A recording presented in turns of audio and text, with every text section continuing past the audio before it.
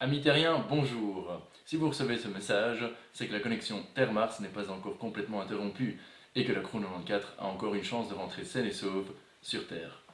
Notre pilote John nous a posé dans une grande plaine déserte et malgré ce nouvel environnement, la Crew 94 a développé ses expériences comme prévu.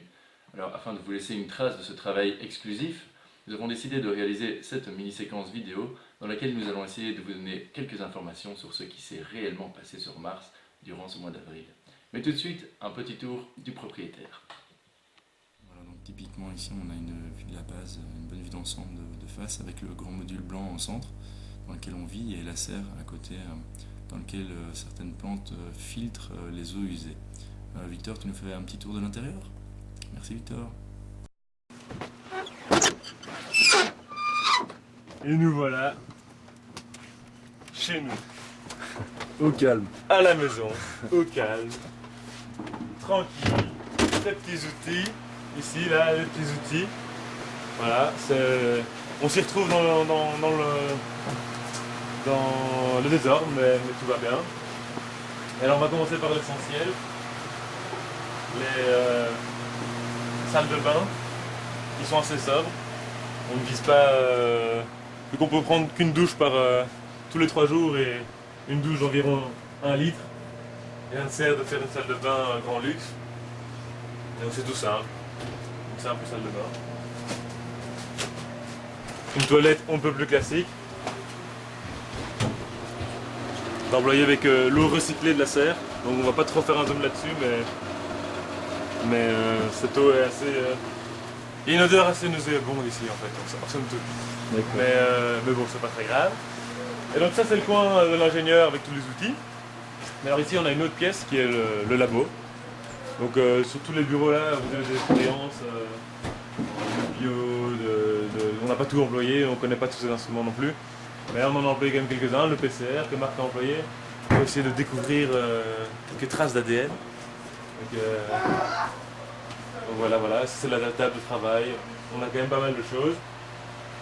Et alors ici, qu'est-ce qu'on a? Une pièce dans laquelle on va quasiment tous les jours. Ici, où on a tous des costumes d'astronautes. Donc pour vous montrer plus ou moins à quoi ça ressemble.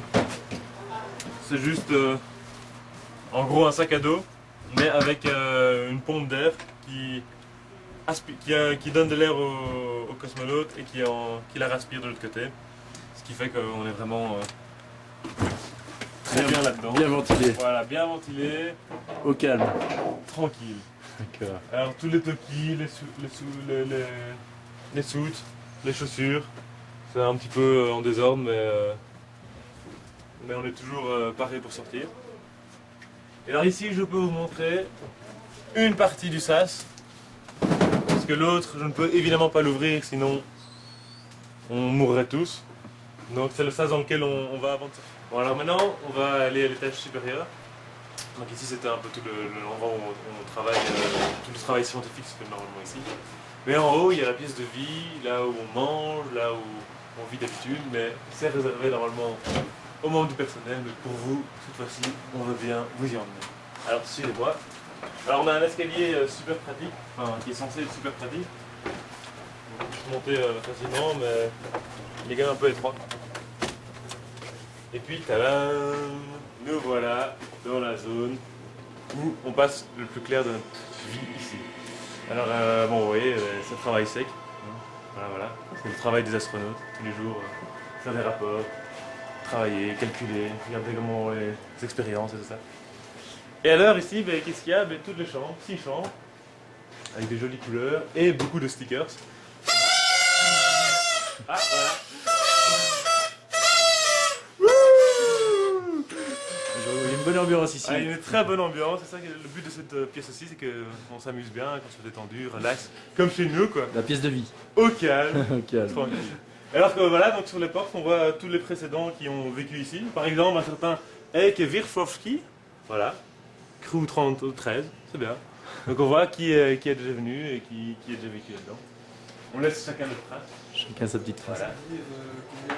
Et alors que vous voyez, il y a tout autour, il y a par exemple des bibliothèques, c'est des livres que les gens laissent, des jeux, Ah, on a toujours même, reliés au spatial. même inventé un jeu. Et voilà, donc on peut aussi se détendre, un petit jeu d'échecs, tranquille. Il y a des DVD, de nouveau, de films généralement avec le spatial et tout ça. Il y a aussi un petit coin cuisine, cosy, juste ce qu'il faut, pas plus. Et donc ben voilà, ça, c'est une cuisine tout à fait normale, qui sera certainement pas comme ça sur Mars, mais nous on a ça pour le moment. Et alors tout au-dessus on a une réserve avec une nourriture de stock et tout ça. Et puis on a aussi des super ballons qu'on a employés pour envoyer une caméra et filmer de haut. Et donc on avait gonflé plein de ballons, mais là c'est le reste. Donc voilà. Et alors maintenant on peut vous montrer l'intérieur d'une chambre. Au hasard. Allons-y. Bon, c'est pas au hasard parce qu'il est super bien rangé. Et donc voilà, c'est petit, étroit. C'est mon interrupteur là. Ah, voilà. Et... Vous voyez, il y a juste la place pour passer. Idéal. Un petit lit superposé sur du dur, très confort aussi. Et un petit bureau, travailler un peu au calme. Hein, sans être dérangé. Ok. Et donc voilà. En gros, c'est là qu'on vit essentiellement, quand on n'est pas en sortie ou en train de travailler en bas.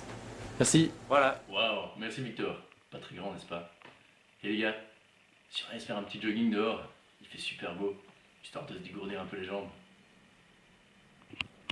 Eh bien non Marco, les sorties se font uniquement avec la combinaison pressurisée. Mais c'est vrai qu'en marchant un peu, on voit des choses magnifiques.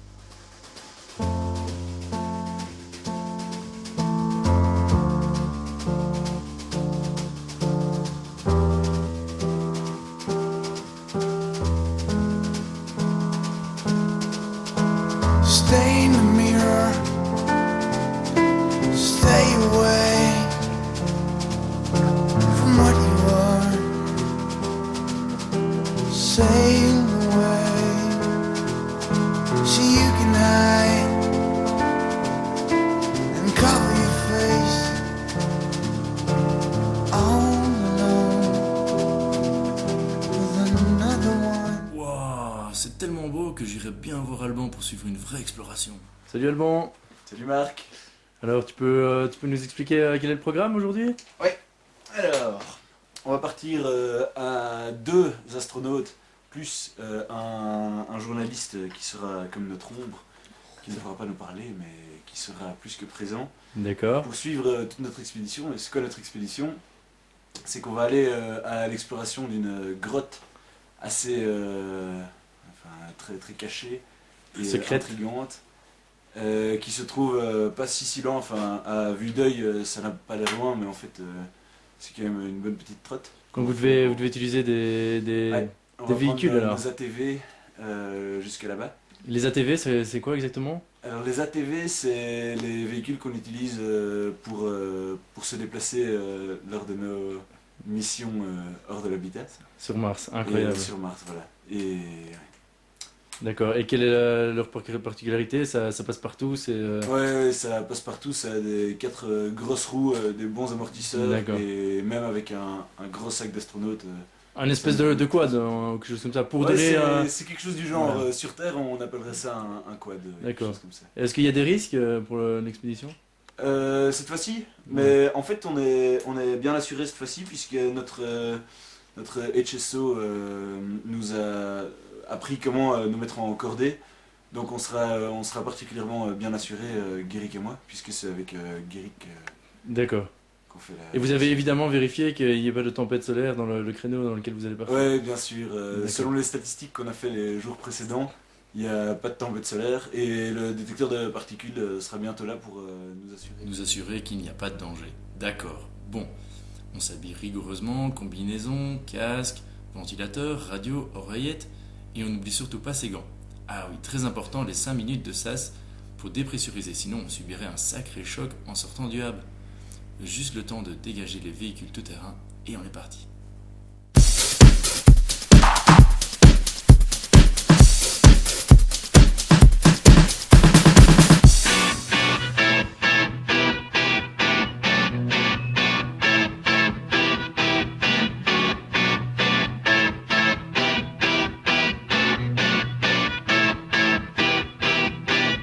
After all the way we see, I got my hands full of machine. You can just put online, so I got some peace of mind. I can keep on crying at night, got no more shade to keep on fire. Hanging out to hear the ring, all I got is a machine. After all the way we see. Voilà, donc bien s'équiper, c'est vraiment très important. Il faut bien suivre les protocoles, sinon on devient vite distrait et on commet l'irréparable. Chacun sait aussi qu'il est très dépendant des autres, donc on fait bien attention et bien s'attacher, c'est clair que c'est essentiel. Bon, par contre, c'est vrai que on est dans un petit paradis là-bas, ça donne vraiment envie de sortir. Il faut quand même faire attention, marcher au soleil, c'est pas toujours facile. On est limité dans nos efforts, il fait très très chaud, il faut bien préparer donc les sorties, se briefer, on débriefe aussi pas mal. Ouais, voilà, je vous laisse apprécier, c'est vraiment un petit paradis très très impressionnant là-bas.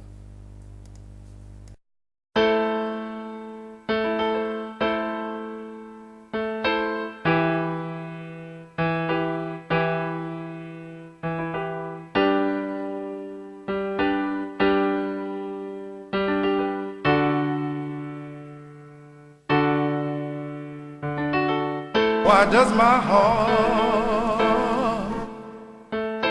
feel so glad? Why does my soul feel so glad? Why does my heart feel so glad?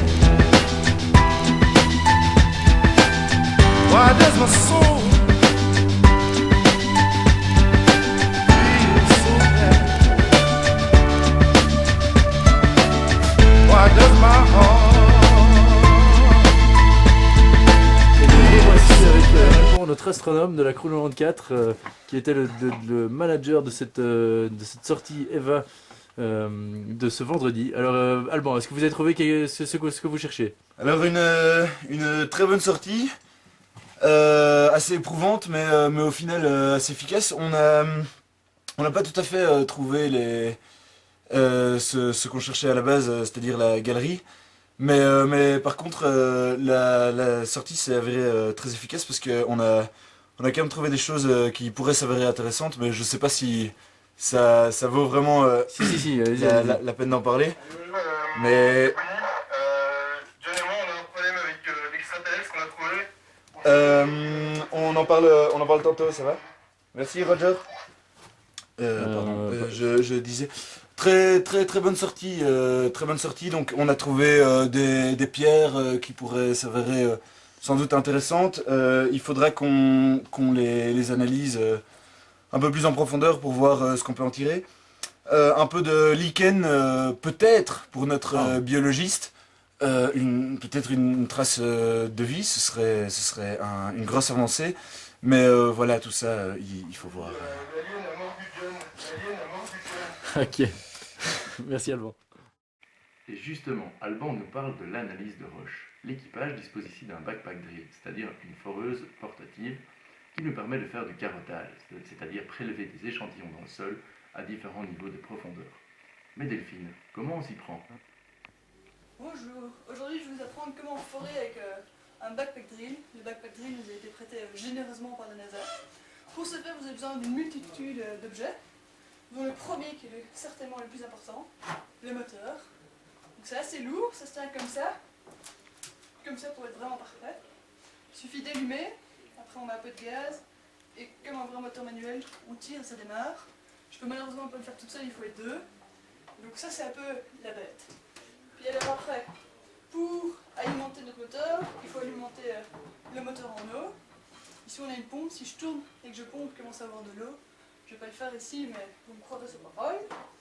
Alors maintenant, les outils vraiment importants. Pour forer, il faut ceci. Moi j'ai bien utilisé, c'est une mèche en diamant. Donc avec 4 petits bouts en diamant qui forent dans toutes les roches. On a utilisé aujourd'hui, on en a cassé 2. Alors ceci, ça se met sur un adaptateur. De cette manière-ci. Et ça se met directement sur le moteur. Alors, si on veut forer de plus en plus profondément, on rajoute une série d'embouts les uns sur les autres. Bon, il faut évidemment un peu d'aide masculine pour y arriver. Et ça nous donne une profondeur de plus en plus grande et on peut aller jusqu'à 15 mètres. Alors nous, notre record actuel, c'est 69 cm,3, ce qui est déjà un beau record d'après les personnes de la NASA. Alors, une fois sur place, c'est pas tout d'avoir fait un trou, il faut récolter les échantillons. Alors comment faire? Pour ce faire, une fois qu'on a foré avec ma petite bague en diamant, on prend ceci. Ceci, c'est une taille adaptée pour récolter l'échantillon. Donc on enlève le moteur et tout, on met ceci, le nombre de cylindres qu'il faut pour arriver à la bonne longueur. Et sur le bout, on doit faire ça manuellement. On pose ici et hop, on tourne comme ça dans la roche. Après ça, on obtient... Non, après ça, l'échantillon est bloqué au bout. Avec l'aide d'un petit cylindre, et s'il faut d'un marteau, on va dégager la roche. Et là, on a des superbes carottes de pierre, comme on a ici, qui sont vraiment toutes rondes. C'est de la roche, c'est dur, ça se casse pas en deux. Et c'est ça qu'on utilise plus tard au labo. Donc il vous faut aussi des sacs en plastique, il faut aussi numéroter ces sacs. Il vous faut 1 mètre pour calculer la profondeur. Chez nous, 69,3 cm. Et alors, tout bon géologue se doit d'avoir son GPS pour savoir à quel endroit il a fait son tour.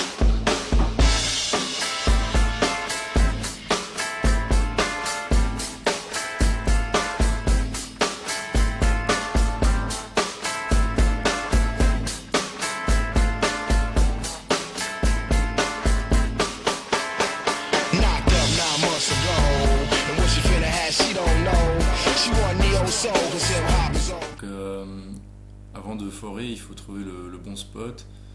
Ça demande de l'attention et un certain